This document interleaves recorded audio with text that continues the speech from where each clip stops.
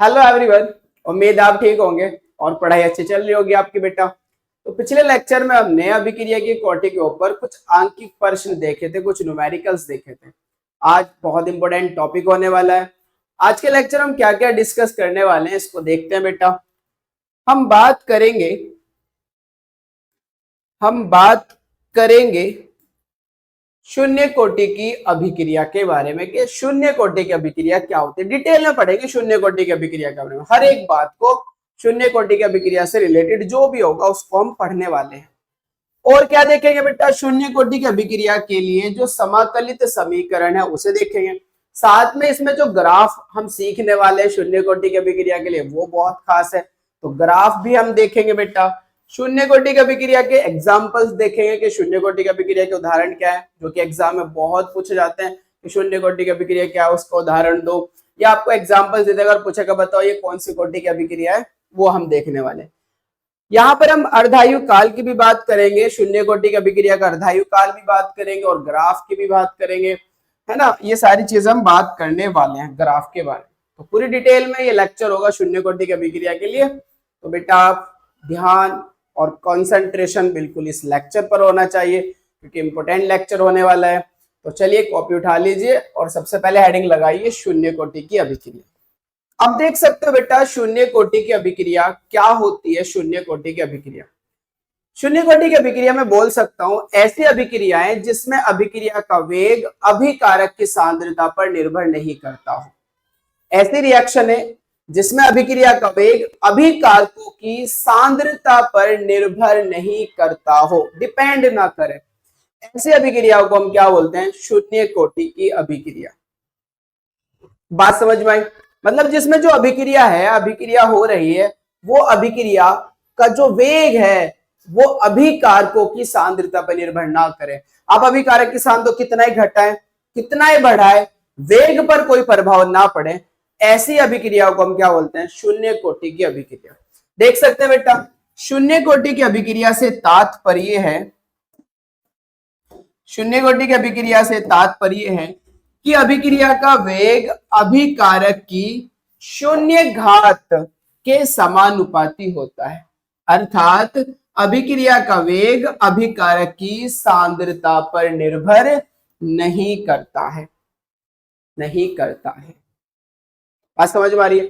आप किसे कहोगे, बहुत आसान सी डेफिनेशन है, शून्य कोटि की अभिक्रिया किसे कहते हैं, तो आप कहोगे कि भाई वह अभिक्रिया है जिसमें अभिक्रिया का वेग अभिकारक की सांद्रता पर निर्भर नहीं करता हो, उसे हम शून्य कोटि की अभिक्रिया कहते हैं। या फिर दूसरी डेफिनेशन आप लिख सकते हो कि ऐसी अभिक्रिया जिसमें हमारे पास अभिक्रिया का वेग जो है वो अभिकारक की शून्य घातांक के समानुपाती होता है, शून्य घातांक के समानुपाती होता है। ऐसी अभिक्रिया को हम क्या बोलते हैं, शून्य कोटि की अभिक्रिया। आप देख सकते हो बेटा, ध्यान से देखना।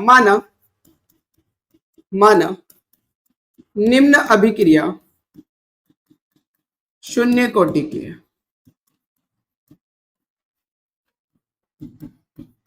शून्य कोटि की है। हमने कहा जो ए है उससे हमारा उत्पाद बन रहा है कुछ ए से, तो फिर अभिक्रिया का जो वेग होगा वो बराबर होगा बेटा, ध्यान से दो ना, वो बराबर होगा किसके, किसके बराबर होगा, के ए की पावर अभिकारक की पावर 0। शून्य घातांक के तो समानुपाती होगा। मैं ऐसे भी लिख सकता हूं इसको, चलिए ये तो बाद में भी लिख लेंगे हम।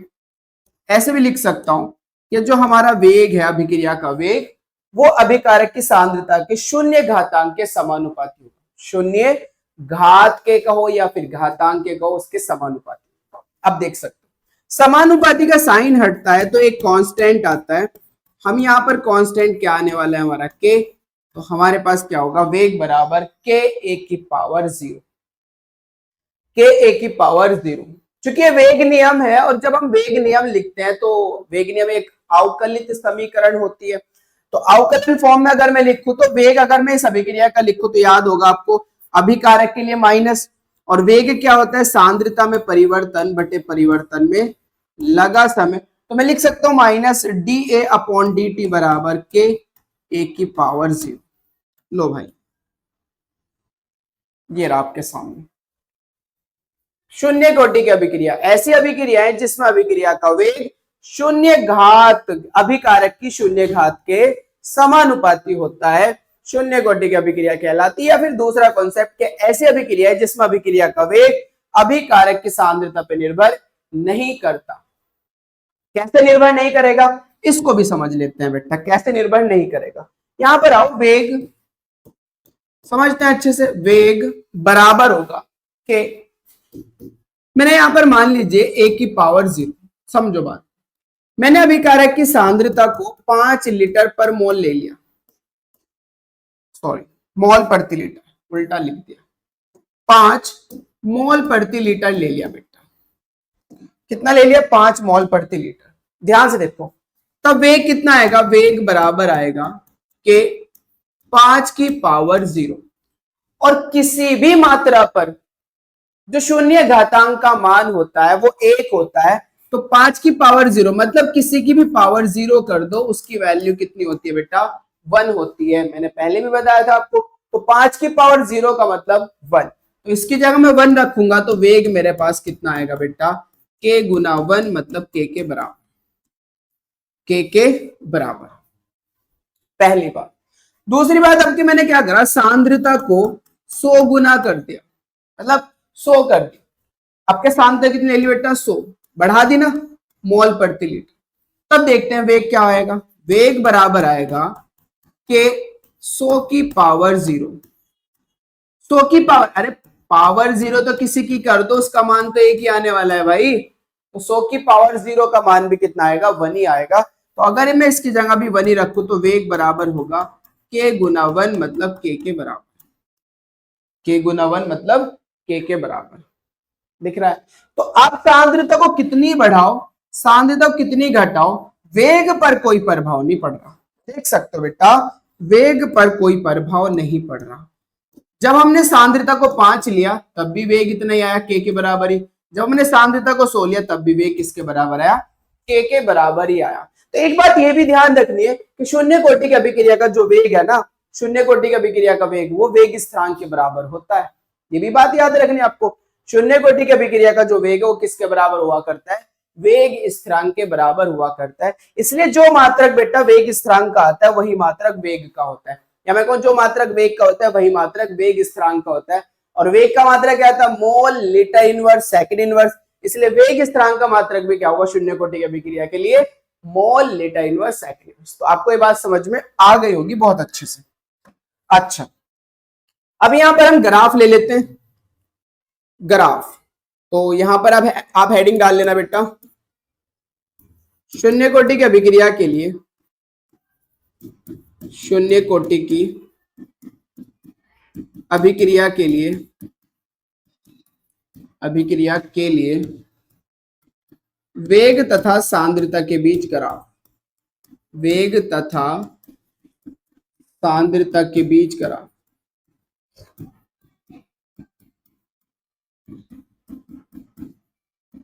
उसके बाद आपको ये हेडिंग लगानी है और हम ग्राफ प्लॉट कर रहे हैं। तो अभी आपने देखा था जो वेग होता है, वेग वो बराबर होता है के a की पावर 0 के, a की पावर 0 के। तो अगर मैं ग्राफ प्लॉट करूं, अगर मैं ग्राफ प्लॉट करूं किसके बीच बेटा? वेग और सांद्रता के बीच, वेग और सांद्रता के बीच, वेग और सांद्रता के बीच। तो आप देख सकते हो शून्य कोटि की अभिक्रिया का जो वेग होता है वो सांद्रता पर निर्भर नहीं करता, वो अभिकारक की सांद्रता पर निर्भर नहीं करता। तो सांद्रता कितना ही बढ़ाओ कितना ही घटाओ वेग पे कोई प्रभाव नहीं पड़ने वाला। तो इसका मतलब वेग कांस्टेंट हो गया। तो वेग कांस्टेंट हो गया तो मैं कह सकता हूं जो वेग है वो सांद्रता के समांतर आ जाए। जो ग्राफ है, जो ग्राफ है बेटा वो एक पैरेलल लाइन आएगी, एक रेखा आएगी किसके? सांद्रता के, जिस पे डिपेंड नहीं करता उसके समांतर लाइन आ जाएगी। जिस पे डिपेंड नहीं कर रहा, सांद्रता पे तो डिपेंड नहीं कर रहा वेग, तो क्या होगा बेटा? जो लाइन है, जो सरल रेखा है वो किसके समांतर आ जाएगी? हाँ, सांद्रता के समांतर आ जाएगी। ये ग्राफ होगा वेग और हमारे पास सांद्रता के बीच। कौन सी कोटि के लिए बेटा? शून्य कोटि के लिए। कौन सी? शून्य कोटि के लिए। कोटि ध्यान रखनी है बेटा आपको, ये बात पता हो। तो शून्य कोटि की अभिक्रिया के लिए वेग और सांद्रता के बीच ग्राफ ये आता है। ये आता है सांद्रता के समांतर एक लाइन आ जाएगी, सांद्रता के समांतर एक लाइन आ जाएगी। बात समझ में आ गई होगी। आगे चलते हैं। अब बात करने वाले शून्य कोटि की अभिक्रिया के लिए समाकलित समीकरण। चेक कर सकते हो, शून्य कोटि की अभिक्रिया के लिए समाकलित समीकरण, integral equation for a zero order reaction. समाकलित समीकरण निकालने, क्योंकि हमारे पास अवकल समीकरण होता है और अवकल समीकरण से वेग को निकालना थोड़ा टफ होता है, इसलिए हम इसके लिए क्या करते हैं, समाकलित समीकरण निकालते हैं। तो देखते हैं बेटा, मान लेंगे हम, माना निम्न अभिक्रिया शून्य कोटि की है, शून्य कोटि की है। बहुत अच्छे से समझना बेटा, शून्य कोटि की है, इसको समझ के जाना बहुत अच्छे से, ध्यान से, क्योंकि जो शून्य कोटि की अभिक्रिया के लिए हम समाकलित समीकरण पढ़ रहे हैं ना, ठीक वैसे ही हम पढ़ने वाले प्रथम कोटि के लिए, तो इसलिए आपको बहुत अच्छे समझना है इसको। मान लेंगे हम ए से क्या बन रहा है बेटा, कोई उत्पाद बन रहा है पी, राइट। तो मैं लिख सकता हूं वेग, और वेग लिख सकता हूं, अभी हमने पीछे भी देखा था, minus D A upon D T, वो बराबर लिख सकता हूं मैं के ए की पावर जीरो के, ए की पावर जीरो के। इसे मैं कह दूंगा बेटा समीकरण एक, समीकरण एक। इसके लिए आपको क्या करना है, मैं यहां समझा देता हूं, इसको थोड़ा सा ध्यान से देखना बेटा, चाहे तो ये नोट कर लेना, वो मर्जी है। तो उत्पाद में कुछ मान लेता हूं, उत्पाद मान रहा हूं मैं यहां पर पी, पी मान रहा हूं बेटा, प्रोडक्ट, ध्यान से समझना। अब इनिशियली अगर हम बात करें, प्रारंभ में अगर हम बात करें, प्रारंभ में बेटा ध्यान से देखना, तो मैं कह रहा हूं t बराबर 0 पर इसकी प्रारंभिक सांद्रता स्मॉल a है, t बराबर 0 इसकी प्रारंभिक सांद्रता स्मॉल a है। चूंकि एनसीईआरटी के अंदर a नॉट मान रखी है, तो पहले हम a नॉट ही लेके चलना है, बेहतर रहेगा, a नॉट है। प्रारंभ में जब समय 0 है, समय 0 का मतलब है कि अभी रिएक्शन स्टार्ट ही नहीं हुई, अभी कोई उत्पाद नहीं बना, तो फिर P कितना बना होगा, 0 बना होगा, फिर P कितना बना होगा, 0। हमने कहा जब t बराबर t समय हो गया, t बराबर t समय हो गया, तो भाई a नॉट में से x मात्रा कुछ क्या हो गई होगी, घट गई होगी, x मात्रा घट गई होगी, तो ये x मात्रा किस में कन्वर्ट होगी, होगी प्रोडक्ट में। तो प्रोडक्ट कितना बना होगा, x बना होगा, प्रोडक्ट कितना बना होगा, x बना होगा। इसको ध्यान से रखना बेटा, इसको ध्यान से रखना, क्योंकि जब मैं लिमिट लगाऊंगा, जब मैं लिमिट लगाऊंगा तो मैं सांद्रता भी देखूंगा। अब ध्यान से देखना, ये जो a नॉट माइनस एक्स है, इसको मैं a मान लूंगा, a नॉट माइनस एक्स को क्या मान लूंगा, a क्या है हमारे पास, t समय बाद की सांद्रता, जिसे मैं बोल सकता हूं बची हुई सांद्रता, a की बची हुई सांद्रता। a माइनस एक्स क्या है, a की बची हुई सांद्रता ही तो है बेटा, तो a नॉट माइनस एक्स को क्या मान सकता हूं, a मान सकता हूं, और a क्या है मेरे पास, बची हुई सांद्रता, बची हुई सांद्रता। ये बात समझ में आ गई होगी मेरे ख्याल से आप लोग। अच्छा बहुत बढ़िया, अब चलते हैं आगे क्यों। अब मैं क्या करूंगा, ये जो मेरे पास इक्वेशन है, मैं मान के चल रहा हूं, ध्यान से देखना बेटा, ध्यान से, किसी मात्रा, किसी भी मात्रा पर, किसी मात्रा पर जो शून्य घातांक का मान होता है, ध्यान से सुनना बेटा, शून्य घातांक का मान वो इकाई होता है। मैं बताया था मैंने आपको, कोई भी वैल्यू रखो, अगर उसकी पावर 0 है तो उसकी वैल्यू किसके बराबर होगी, 1 के बराबर होगी, उसकी वैल्यू किसके बराबर होगी, 1 के बराबर होगी। तो मैं कह सकता हूं भाई मेरे पास जो a की पावर 0 है वो 1 के बराबर है। ये बात समझ में आती नहीं, किसी भी मात्रा पर ही a का मान कुछ भी हो, किसी भी मात्रा पर जो शून्य घातांक होता है ना, उसका मान इकाई होता है, इकाई मतलब 1 होता है बेटा। तो a की पावर 0 की वैल्यू मैं कितना मान के चलूंगा, 1। यहां तक बात समझ में आ गई होगी, और अगर यहां तक बात समझ में आ गई होगी तो समीकरण 1 से, समीकरण 1 से पुट करो वैल्यू बेटा, माइनस के D A upon D T बराबर होगा के, क्योंकि ए नॉट 1 हो गया, के की गुना 1 में करोगे, लिख भी देता हूं मैं, ए नॉट की जगह जब 1 रखूंगा तो ये किसके बराबर आ जाएगा, के बराबर आ जाएगा। अब डी टी को ले जाओ के की गुना में, तो मैं लिख सकता हूं माइनस के डी ए बराबर होगा के डी टी के, इसे समीकरण कह दो बेटा 2। समीकरण क्या कह दो 2। अब ध्यान से देखना, समीकरण 2 का मुझे समाकलन करना है, वो भी निश्चित समाकलन, लिमिट लगा के।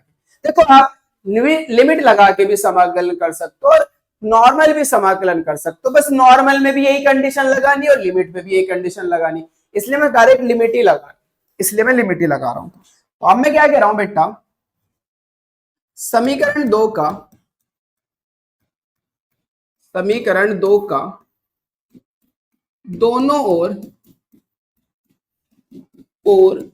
का समाकलन करने पर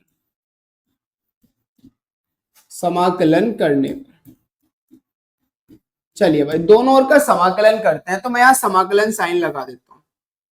माइनस बाहर ले लिया मैंने, यहां पर डी ए बचा, बराबर कांस्टेंट वैल्यू बाहर आ जाती, यहां डी टी बचा। चेक कर लेते बेटा, समाकलन जब साइन लगा रहा हूं तो ये जो माइनस वैल्यू है समाकलन से बाहर आ जाएगा, तो समाकलन होगा डीए का। ऐसे ही जो हमारे पास जब हम समाकलन करते हैं, जो कांस्टेंट वैल्यू होती है, जो स्थिरांक वैल्यू होती है, वो हमारा कहा जाता है बेटा, बाहर आ जाता है। तो के हमारे पास वेग स्थिरांक है, आप जानते हो, तो इसलिए वेग स्थिरांक कहा जाएगा, बाहर आ जाएगा, कांस्टेंट है। तो समाकलन किसका होगा, dt का होगा। समाकलन किसका होगा बेटा, dt का होगा। क्लियर है बात। अब मैं लिमिट लगाऊंगा इस पे, डी ए की जो सांद्रता है, ध्यान सुनो, ए की प्रारंभ में कितना था, ए नॉट, और ए नॉट से कहा जा रहा है, ए बची हुई सांद्रता पर, ए के ऊपर लिमिट लगाऊंगा ना, ए की लिमिट लगा रहा हूं कि ए की जो सांद्रता है वो कहां से कहां परिवर्तित हो रही है, बदल रही है, वो ए नॉट से ए नॉट माइनस एक्स पे जा रही है। अब ए नॉट से a naught minus x, a naught minus x को मैंने क्या मान रखा है बेटा, ए मान रखा है, चाहे आप इसके बराबर में ही लिख लो, इसके बराबर में लिख लो। तो मैं लिमिट लगा रहा हूं, ध्यान से देखो बेटा, मैं लिमिट लगा रहा हूं t बराबर 0 से t बराबर t पर,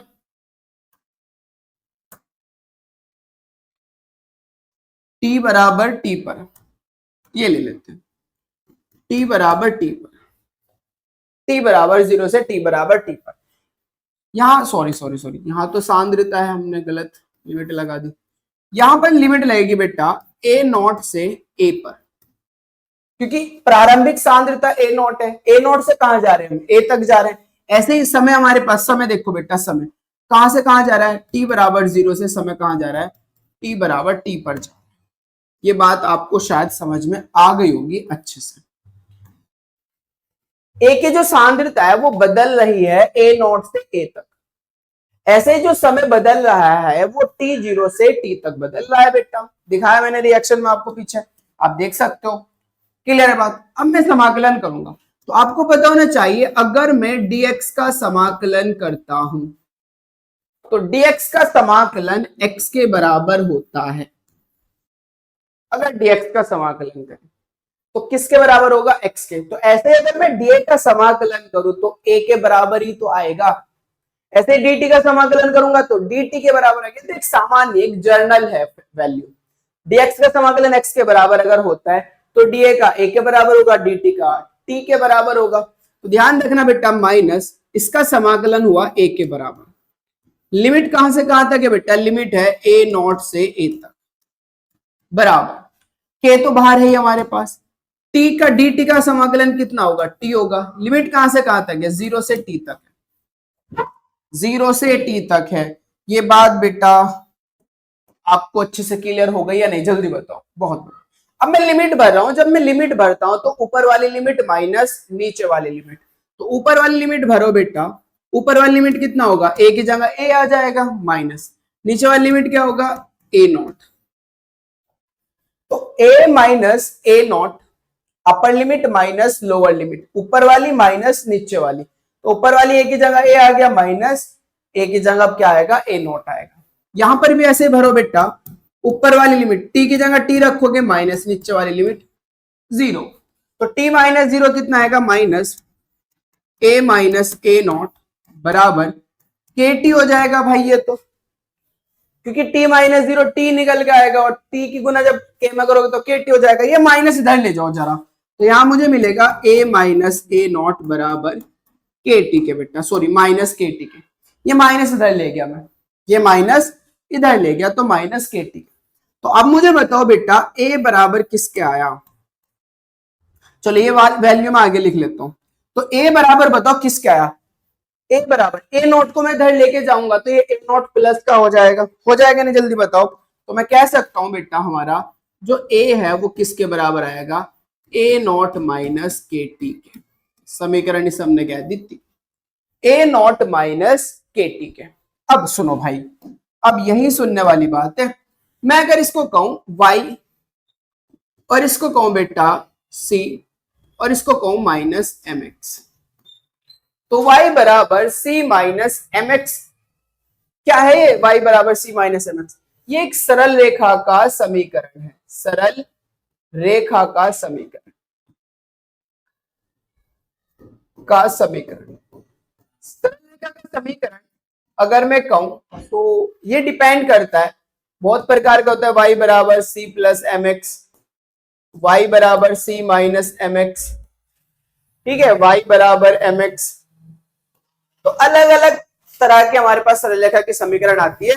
तो मैं आपको ग्राफ एक शॉर्ट वीडियो में समझा दूंगा, फिलहाल तो आप ये चीज देख लीजिए। ये ग्राफ मेरा कुछ ऐसा है, y बराबर c माइनस एम एक्स जैसा, y बराबर c माइनस एम एक्स जैसा। ध्यान से सुनना बेटा भी। फिलहाल y हमारे पास है y एक्सिस, c हमारा है अंतःखंड, m हमारा ढाल जिसे स्लोप बोलते हैं बेटा, और x है हमारे पास x एक्सिस। यानी कि ये जो वेरिएबल है, ये दो वेरिएबल हैं, ये दो क्या है, वेरिएबल है। एक वेरिएबल x अक्ष पर होगा और एक वेरिएबल y अक्ष पर होगा, जिसके हमें ग्राफ को देखना है कि कैसे वेरी कर रहा है, कैसे बदल रहा है हमारा ग्राफ, या वैल्यू कैसे बदल रही है। तो वैल्यू हमारे पास y और x पर बदलेगी। तो यहां जो वैल्यू होगी y वाली वो y अक्ष पे रखेंगे, यहां जो वैल्यू होगी x वाली वो x अक्ष पे रखेंगे। x की गुना में, यानी कि इस वेरिएबल की गुना में जो होगा वो हमारा ढाल होगा, और ये जो c है वो हमारा क्या होगा, अंतःखंड होगा y अक्ष पर, y अक्ष पर अंतःखंड होगा। तो अभी कुछ ऐसा ही ये ग्राफ है, y बराबर c माइनस एम एक्स का। तो y अक्ष पर हमारा a हमारी क्या है, सांद्रता है, a क्या है, सांद्रता है। a नॉट हमारा क्या होगा, c क्या है, अंतःखंड। तो मैं a नॉट को क्या कहूंगा, अंतःखंड कहूंगा, जो y अक्ष पर होगा। k क्या है हमारा, k होगा ढाल, और ढाल जो होता है वो विद साइन होता है। अगर यहाँ माइनस है तो माइनस k ढाल हो गया, अगर प्लस होता तो प्लस k होता। तो इसके बेसिस पर मैं यहाँ पर ग्राफ प्लॉट कर रहा हूं। तो ध्यान से देखो बेटा, हमारे पास ग्राफ जो बना रहा हूं मैं, सांद्रता तथा समय के बीच ग्राफ। और ये ग्राफ जो बन रहा है वो कौन सी कोटि के लिए है, शून्य कोटि के लिए। मैं कह रहा हूं अलग अलग कोटि के लिए ग्राफ अलग अलग मिलेंगे, ये कौन सी कोटि के लिए बेटा, शून्य कोटि के लिए। कोटि पता होनी चाहिए, तभी आपको चीजें अच्छे से क्लियर होगी। और यहाँ से कंपटीशन में जरूर आते हैं एग्जाम में, ऐसे बहुत सारे नीट और जेईई मेंस के क्वेश्चन में कराऊंगा, जब आपको पता चलेगा कि किस तरीके से क्वेश्चन पूछे जाते हैं। तो जब मैं ग्राफ बनाऊंगा, ध्यान से देखो बेटा, ध्यान से देखना है आपको बहुत अच्छे से। चलिए, यहां पर मैंने लिया y एक्सिस पे जो ले रहा हूं मैं, वो मेरे पास a है। a क्या है, हमारी सांद्रता, राइट। a हमारी क्या है, सांद्रता। मैं इसको ऐसे करके लिख रहा हूं, सांद्रता a, राइट। x एक्सिस पे हमारा क्या है, समय है बेटा, समय मतलब t। इस तरीके से तो मैं समय चल रहा हूं x एक्सिस में, और y एक्सिस में मैं क्या चल रहा हूं बेटा, हाँ, सांद्रता पे चल रहा हूं। अब मेरा जो स्लोप है चूंकि नेगेटिव है, इसलिए ढाल नीचे को आएगा। देखो, अगर मेरे पास y बराबर c प्लस एम एक्स होता तो ये ग्राफ कुछ ऐसा जाता ऊपर की ओर, क्योंकि प्लस है ढाल, पॉजिटिव में जाएगा। और चूंकि ये नेगेटिव है, y बराबर c माइनस एम एक्स, इसके जैसा ग्राफ है, इसलिए ढाल हमारा कहाँ आएगा, नीचे को आएगा। तो अगर बेटा इस तरह की इक्वेशन बन रही है तो ग्राफ ये आता है, और अगर इस तरह की इक्वेशन बन रही है तो ग्राफ ये आता है। तो मैं ग्राफ सिखा दूंगा शॉर्ट वीडियो बनाकर, फिलहाल तो आप यहां पर देखें अच्छे से। अब मेरे पास मान लीजिए यहां पर 0 वैल्यू है, यहां से यहां तक मेरा अंत्यखंड है ए नॉट, यहां से यहां तक अंत्यखंड कितना है बेटा ए नॉट। अब ग्राफ जो जा रहा है वो नीचे को आ रहा है क्योंकि स्लोप नेगेटिव है। स्लोप कैसा है बेटा नेगेटिव, तो ग्राफ नीचे को आएगा, ग्राफ हमारा कहां आएगा नीचे को आएगा। ये ढाल है बेटा, ये ढाल, ढाल ढाल को आपको पता होना चाहिए, ढाल हमारा टेन थीटा भी होता है, टेन थीटा ढाल। और ये जो टेन थीटा ढाल है, जो टेन थीटा है ढाल, जिसे मैं स्लोप बोल रहा हूँ, डिनोट करता हूँ इसे एम से, वो माइनस के बराबर है। ढाल माइनस के ही तो है बेटा, टी तो हमारा यहाँ पर क्या है समय। तो यानी कि सांद्रता और समय के बीच जो ग्राफ है वो इस तरीके से आएगा, और इसका जो ढाल होने वाला है वो किसके बराबर होगा, माइनस के बराबर होगा। तो कई बार ढाल के बारे में पूछा जाता है, स्लोप के बारे में पूछा जाता है। स्लोप आपको बताना चाहिए, शून्य कोटि की अभिक्रिया के लिए सांद्रता और समय के बीच का जो ग्राफ होता है उसका जो स्लोप होता है वो किसके बराबर होता है, माइनस के बराबर होता है। तो ऐसे बहुत सारे न्यूमेरिकल्स भी दे दिए जाते हैं बेटा ढाल के ऊपर, ढाल निकालने के लिए भी दे दिए जाते हैं, ढाल के ऊपर भी न्यूमेरिकल्स दे दिए जाते हैं। करेंगे इस तरह के न्यूमेरिकल्स भी, फिलहाल आपको ये बात समझ में आ गई होगी। अच्छा, तो हम यहाँ पर समीकरण 3 से अभी आगे बढ़ते हैं, ग्राफ आपको क्लियर हो गया होगा। समीकरण 3 से आगे बढ़ते हैं। हमने देखा था बेटा ए नॉट, सॉरी ए बराबर ए नॉट माइनस के टी। मुझे यहां से निकालना है के का मान। किसका मान निकालना है मुझे यहां से, के का, या एक काम करो टी का मान निकालो यहां से। तो टी का मान निकालने के लिए मुझे इसे इधर लाना पड़ेगा, इसे इधर ले आओ, तो ये इधर आगे कैसा हो जाएगा बेटा प्लस का, और इसे इधर ले जाओ तो ये इधर आगे कैसा हो जाएगा माइनस का। समझ रहे हो बात को मैं क्या कह रहा हूं, ध्यान से देखो। जब मैं यहां पर ए नॉट माइनस के टी को इधर लेकर आऊंगा तो ये ए प्लस के टी हो जाएगा, यहाँ ए नॉट बचेगा। अब इसे इधर ले जाओ तो ये इधर आके माइनस का हो जाएगा, तो के टी बराबर क्या होगा बेटा ए नॉट माइनस के एक, ए नॉट माइनस के एक है। आपको ये बात अच्छी से समझ में आ रही होगी, तो मैं लिख सकता हूं के टी बराबर ए नॉट माइनस एक है। यहां तक बात समझ में। टी निकालना है तो टी बराबर a naught minus a upon के, चाहे के निकाल लो चाहे टी निकाल लो, दोनों में से बात एक ही है। ये हमारे पास क्या है, शून्य कोटि की अभिक्रिया का समाकलित समीकरण है। शून्य कोटि की अभिक्रिया क्या है बेटा, समाकलित समीकरण। और के अगर मैं निकालू तो के बराबर होगा a naught minus a upon t. लो भाई, जहां करके आप बता सकते हो, जहां के तो है हमारा वेग स्थिरांक, वेग स्थिरांक, ए नॉट क्या है हमारे पास, ए नॉट है प्रारंभिक सांद्रता, प्रारंभिक सांद्रता, राइट बेटा। और ए क्या है, टी समय बाद सांद्रता, टी समय बाद सांद्रता, बची हुई सांद्रता क्या दो, या फिर बस टी समय बाद सांद्रता। टी क्या हमारा, टी क्या है, टी हमारा समय है बेटा, टी हमारा क्या है समय है। तो आई होप कि आपको ये बात समझ में आ गई होगी, ग्राफ भी पता चल गया होगा। तो शून्य कोटि की अभिक्रिया का जो समाकलित समीकरण होती है वो होती है a naught minus a upon t. वेग स्थिरांक का जो मात्रक निकल कर आता है आपको पता ही है, मोल, लेटा इनवर्स, सेकंड इनवर्स, ये आता है। और ये बहुत बहुत इंपॉर्टेंट है कि शून्य कोटि की अभिक्रिया के वेग स्थिरांक का मात्रक होता है, आपको पता होना चाहिए क्या होता है बेटा, मोल, लेटा इनवर्स, सेकंड इनवर्स। शून्य कोटि की अभिक्रिया का जो समाकलित समीकरण है वो बराबर है के बराबर a naught minus a upon t. बहुत सारे लोग इस ए नॉट को, बहुत सारे बेटा इस ए नॉट को, प्रारंभिक सांद्रता को स्मॉल ए मान के चलते हैं। क्या मान के चलते हैं, स्मॉल ए। देखो सारी बात आपको बताओ, प्रॉब्लम्स कैसे आ जाए कुछ नहीं कहा जा सकता, जरूरी नहीं कि एनसीईआरटी बेस पे आए। तो आपको पता होना चाहिए बेटा कि बहुत सारे लोग क्या मानते हैं, इस ए नॉट को ए मान लेते हैं, कि प्रारंभिक सांद्रता को स्मॉल ए मान लेते हैं। और अगर स्मॉल ए मानोगे तो आपको यहां पर ए रखना पड़ेगा, कितना रखना पड़ेगा, ए। तो इस ए नॉट और ए की जगह रखना पड़ेगा एक्स। बची सांद्रता आप क्या मान के चलोगे, एक्स मान के चलोगे, राइट। सॉरी ए तो है ये ए। अगर उन्होंने प्रारंभिक सांद्रता ए मानी तो टी समय बाद ए में से एक्स घट गया होगा, ए में से एक्स घट गया होगा, तो ए की जगह क्या रखना पड़ेगा मुझे, ए माइनस एक्स, तो रखो भाई माइनस ए माइनस एक्स, ए माइनस एक्स, ये माइनस तो है ही, ए की जगह क्या रख दिया, ए माइनस एक्स रख दिया। तो के बराबर क्या निकल के आएगा, a minus minus plus x upon t, a से ए खत्म, तो के बराबर आएगा एक्स अपॉन टी। ये एक्स अपॉन टी, एक्स क्या है, सांद्रता है बेटा, एक्स क्या है, सांद्रता है, मैंने बताया था ना आपको, के बराबर क्या होगा, एक्स अपॉन टी, ये फॉर्मूला। तो या तो ये वाला आपको पता हो या फिर ये वाला आपको पता हो, दोनों ही आपको अच्छे से पता होने चाहिए। ये तो आप डायरेक्ट भी याद कर सकते हो ये वाला फॉर्मूला, लेकिन ये आपको पता होना चाहिए क्योंकि एनसीईआरटी बेस्ड ये है। क्लियर है बात, समझ में आ गई होगी। आगे चलते हैं बेटा, अब बात करते हैं शून्य कोटि की अभिक्रिया के उदाहरण के बारे में। शून्य कोटि की अभिक्रिया के जो एग्जांपल्स हैं उसको समझते हैं बेटा। मैं आपको थोड़ा सा समझाने की कोशिश करूंगा।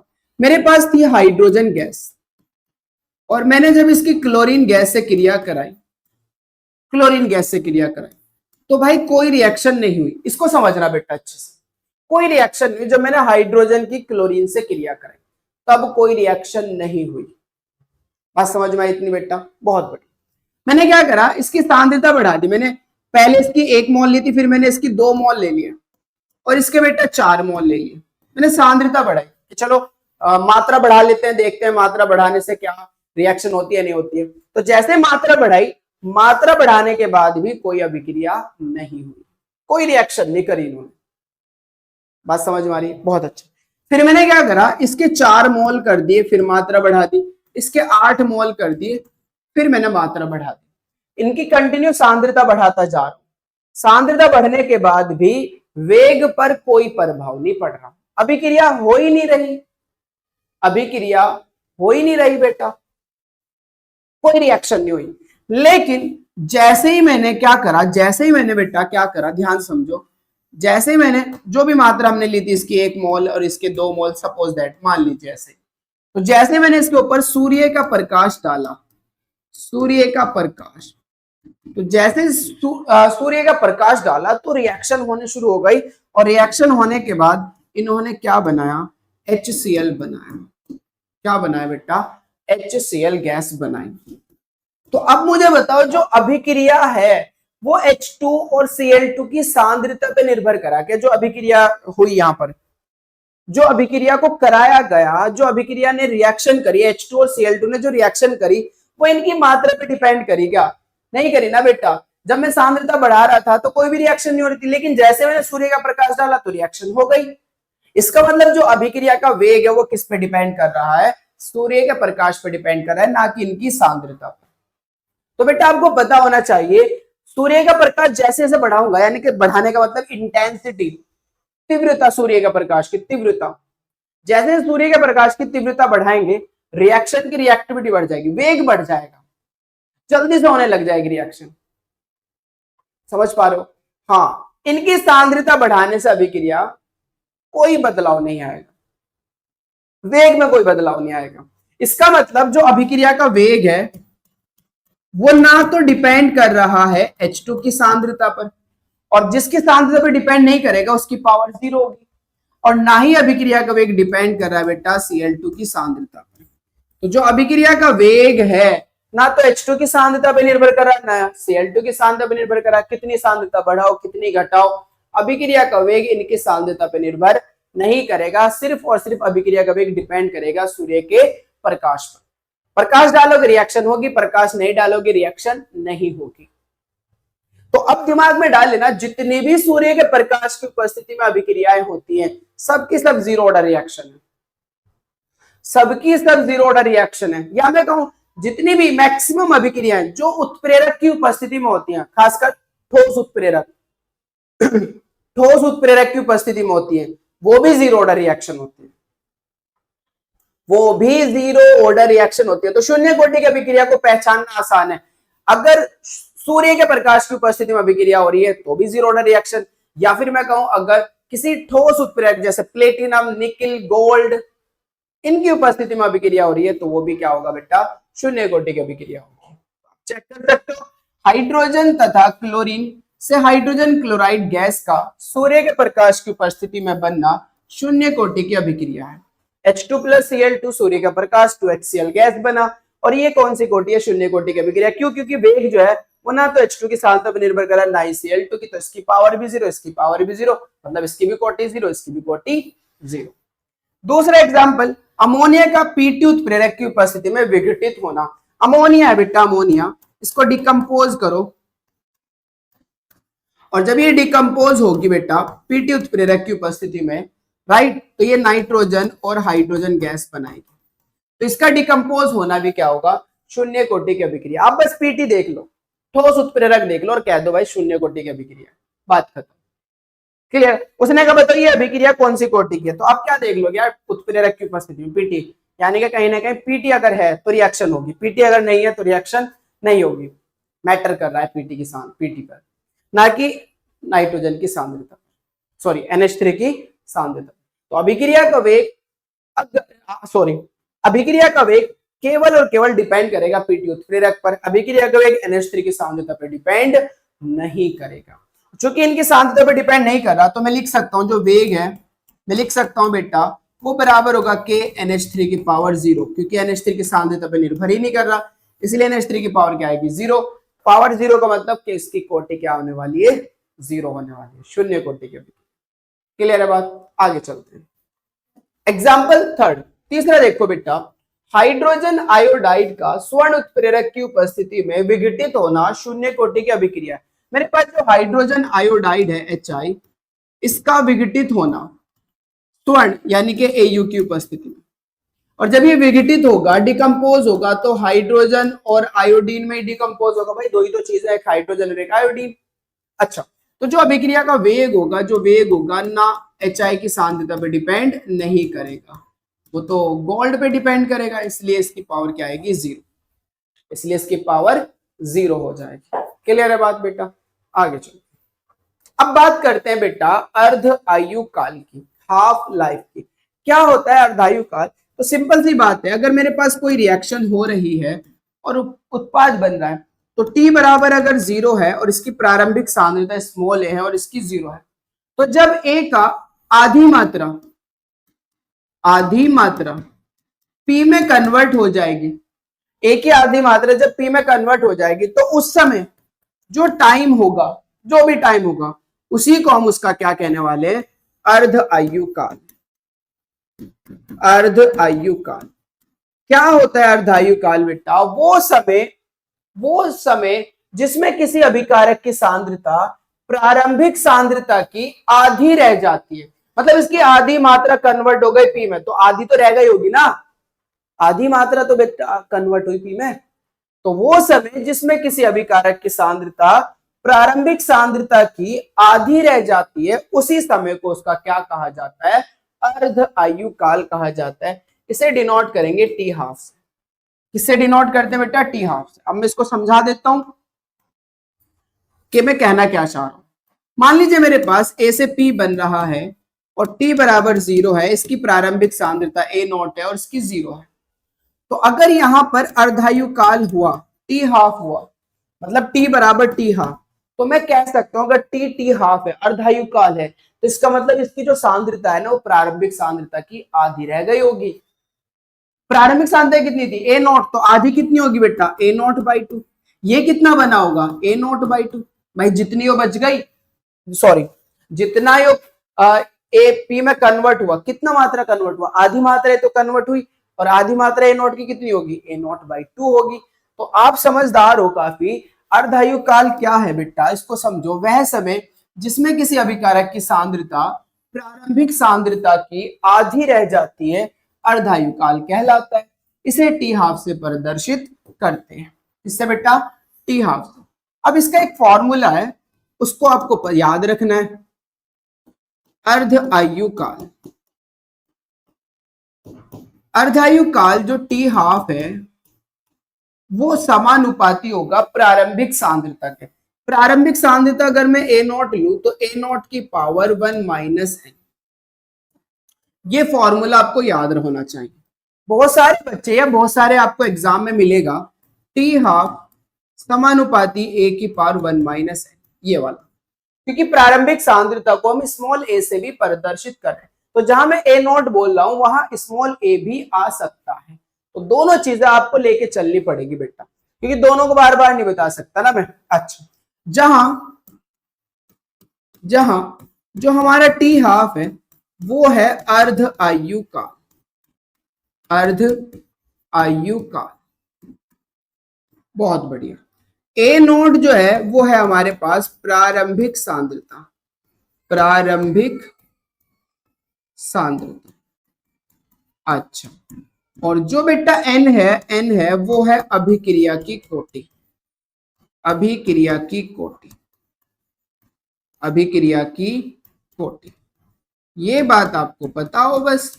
एन क्या है? अभिक्रिया की कोटि। क्लियर है बात? एन हमारी क्या है? अभिक्रिया की कोटि। अब आगे चलते हैं हम इसको। अब हम बात करें शून्य कोटि की अभिक्रिया के लिए अर्धायु काल की, शून्य कोटि की अभिक्रिया के लिए अर्ध आयु काल की। तो इसको समझो बेटा, शून्य कोटि की अभिक्रिया के लिए अर्धायु काल। शून्य कोटि की अभिक्रिया का वेग व्यंजक मैं यहां लिख सकता हूं, शून्य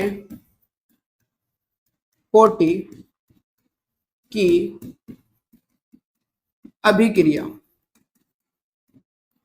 शून्य कोटि की अभिक्रिया की समाकलित समीकरण, समाकलित समीकरण।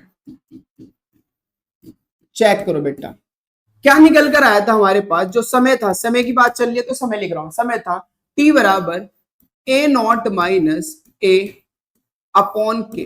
यही था ना, इसको समझो बात को, यही था या नहीं था? आपको पता होना चाहिए। जो टी था, समय जो आया था वो आया था a naught minus a upon t, sorry upon k. A not क्या है हमारे पास यहाँ पर? प्रारंभिक सांद्रता। ए क्या है? टी समय बाद बची हुई सांद्रता। के क्या है? वेग स्थिरांक। और टी हमारा समय है। मैं अर्धायु काल की बात कर रहा हूं, अर्धायु काल की। तो अगर यदि टी बराबर टी हाफ हुआ, टी बराबर टी हाफ हुआ, सोचो तो ए बराबर किसके होगा? ए नॉट के होगा या नहीं होगा? जो बची हुई सांद्रता होगी वो ए नॉट बाई टू के बराबर होगी या नहीं होगी? अभी तो बताया मैंने बेटा आपको, अगर ए से पी बन रहा है और टी बराबर 0 है और इसकी सांद्रता स्मॉल ए नॉट है तो इसकी 0 होगी। लेकिन अगर टी बराबर टी हाफ हो गया, अर्धायु काल हो गया, तो इसका मतलब है कि जो हमारे पास अर्धायु काल है उसकी सांद्रता, आधी सांद्रता किस में कन्वर्ट होगी? पी में। तो बची कितनी होगी? आधी। ए नॉट की आधी कितनी होती है? ए, और ए नॉट बाई टू बोल सकता हूं मैं इसको। ए नॉट की आधी ए नॉट बाई टू, और इस ए नॉट बाई टू को मैं किसके बराबर मानूंगा? ए के, क्योंकि ए बची हुई सांद्रता ही तो है। बची कितनी? आधी बच गई भाई। अर्धायु काल अभी पढ़ा है ना, वह समय जिसमें किसी अभिकारक की सांद्रता प्रारंभिक सांद्रता की आधी रह जाती है उसे तो अर्धायु काल कहते हैं। आधी कितनी रह गई? आधी। ए नॉट क्या? आधी ए नॉट बाई टू, और वो आधी मात्रा बची हुई मात्रा हम क्या मान रहे हैं? ए मान रहे हैं। तो इसलिए मैं कह सकता हूं अगर टी बराबर टी हाफ है तो फिर ए बराबर क्या होगा? ए नॉट बाई टू होगा।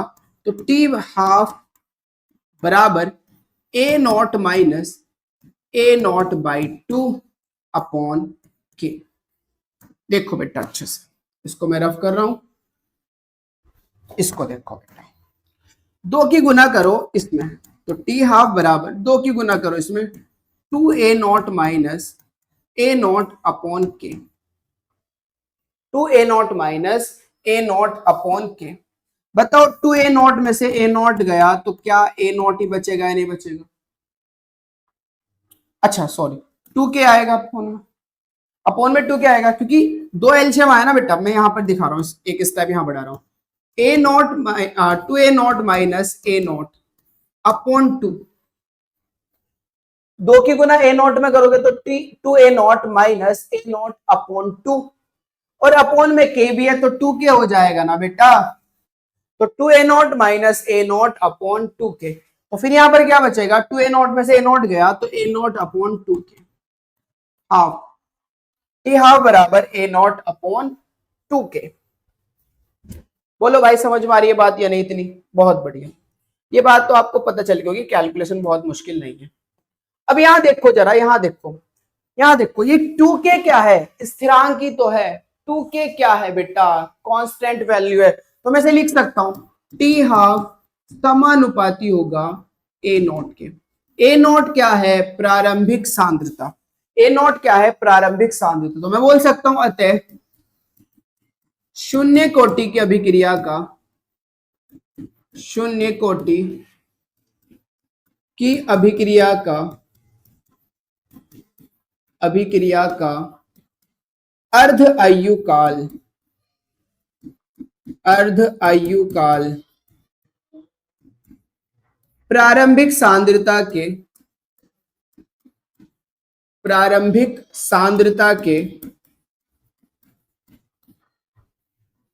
समानुपाती होता है। चेक करो है या नहीं है या नहीं है, ये बात देखो बेटा। टी हाफ डायरेक्टली प्रोपोर्शनल है ए नॉट के, और ए नॉट क्या है, प्रारंभिक सांद्रता। तो जो शून्य कोटि का अभिक्रिया का अर्धायु काल होगा वो प्रारंभिक सांद्रता का क्या होगा, समानुपाती होगा। और ये बात आप डायरेक्ट इस फॉर्मूले से भी देख सकते थे कि टी हाफ समानुपाती ए की पावर 1 माइनस एन के। एन बराबर 0 है बेटा, तो 0 वैल्यू रखोगे तो टी हाफ क्या आएगा, समानुपाती आएगा 1 माइनस 0 मतलब 1 के। आएगा नहीं आएगा, जल्दी बताओ। तो आप यहां से भी निकाल सकते थे, लेकिन चूंकि हमारे पास प्रूफ करने के लिए बात आती है, इसलिए हमने फॉर्मूले को पूरा डेराइव कर। क्लियर है? तो टी हाफ यहां से भी देख सकते हो, टी हाफ डायरेक्टली प्रोपोर्शनल है ए के। ए क्या है, प्रारंभिक सांद्रता। तो जो शून्य कोटि की अभिक्रिया का अर्धायु काल होगा वो प्रारंभिक सांद्रता के समानुपाती होगा। इसे समीकरण 2 कहो, इसे समीकरण 3 कह दो। समीकरण 2 को उठाता हूं भाई मैं, यहां पर आओ समीकरण 2 को। समीकरण 2 से, समीकरण 2 से अगर समीकरण 2 से क्या, मैं अगर ग्राफ प्लॉट करने लगूं समीकरण 2 से, अर्धायु काल टी हाफ और किसके बीच बेटा, सांद्रता के बीच, प्रारंभिक सांद्रता के बीच, प्रारंभिक सांद्रता के बीच। तो आपने भी देखा बेटा समीकरण 2 क्या देखा हमारे पास, टी हाफ बराबर है बराबर है ए नॉट अपॉन 2 के। अभी मैंने आपसे कहा था ये कुछ इस तरह ग्राफ है, y बराबर, इसको अगर मैं इसको अगर मैं x कहूं तो ये 1 अपॉन 2 mx प्लस सी। अब अगर मैं यहां पर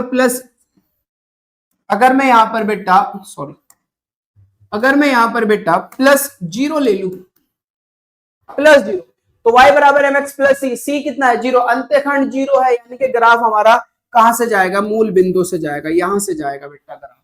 पहली बात, ग्राफ पता चल गया कहां से जाना है। अब m की जगह कितना है, m की जगह मैं इसको ऐसे तोड़ सकता हूं बेटा, ऐसे तोड़ सकता हूं 1/2 के गुना ए नॉट। ये 2 के क्या है, ये 2 के है मेरा ढाल, जिसे ढाल बोलते हैं। तो अर्धायु काल और समय जो प्रारंभिक सांद्रता है उसके बीच अगर ग्राफ प्लॉट किया जाए तो एक सीधी रेखा आएगी, समानुपाती है ना डायरेक्ट बेटा, डायरेक्ट क्या है, समानुपाती है। इसको मैं अच्छे से करके लिख रहा हूं, अब ये तो बात तुम्हें समझ में आ गई। देखो यहां पर देखो y बराबर 1 अपॉन 2 के ए नॉट। क्लियर है बात? यहां पर 1 अपॉन 2 के क्या है, कांस्टेंट है, स्लोप है, ढाल है। अगर मैं इसका ढाल की बात करूं तो ढाल हमारा कितना है, 1/2 के, इसका ढाल। तो 1/2 के ढाल है, और y डायरेक्टली डिपेंड किस पे कर रहा है बेटा, ए नॉट पे कर रहा है। y मतलब मेरे पास यहां पर क्या है, टी हाफ। y क्या है बेटा हमारे पास, टी हाफ। तो टी हाफ अभी देखा है ना डायरेक्टली, ये तो कांस्टेंट है, तो टी हाफ डायरेक्टली प्रोपोर्शनल है ए नॉट के, समानुपाती है बेटा ए नॉट के। और जो चीज समानुपाती है एक सरल रेखा में आएगी ना, तो एक सीधी रेखा जा रही है, और स्लोप क्योंकि पॉजिटिव है तो ऊपर को जाएगा, प्लस है ना तो कहां को जाएगा, ऊपर को जाएगी रेखा। दिखाया ना मैंने, अभी बताया था आपको थोड़ा सा कि y बराबर अगर c माइनस mx है, माइनस में ढाल तो नीचे को जाएगा, और y बराबर अगर c प्लस mx है, प्लस में तो ऊपर को जाएगा, इसलिए ढाल जाना है ऊपर को। कहां से जाना है, अंत्यखंड कितना है, 0 अंत्यखंड है, तो कहां से जाएगा, मूल बिंदु से जाएगा, इससे जाएगा बेटा। बात समझ में आ गई? तो ये ग्राफ था जो कि आपको ये भी अच्छे से समझ में आ गया होगा। तो हमने यहाँ पर शून्य कोटि की अभिक्रिया के ग्राफ पढ़े, हमने शून्य कोटि अभिक्रिया की समाकलित समीकरण पढ़ी, शून्य कोटि की अभिक्रिया के एग्जांपल्स पढ़े, हमने खुद शून्य कोटि की अभिक्रिया पढ़ी। आई होप ये लेक्चर आपको अच्छे से क्लियर हो गया होगा। पढ़ते रहिए बेटा, ऑल द वेरी बेस्ट।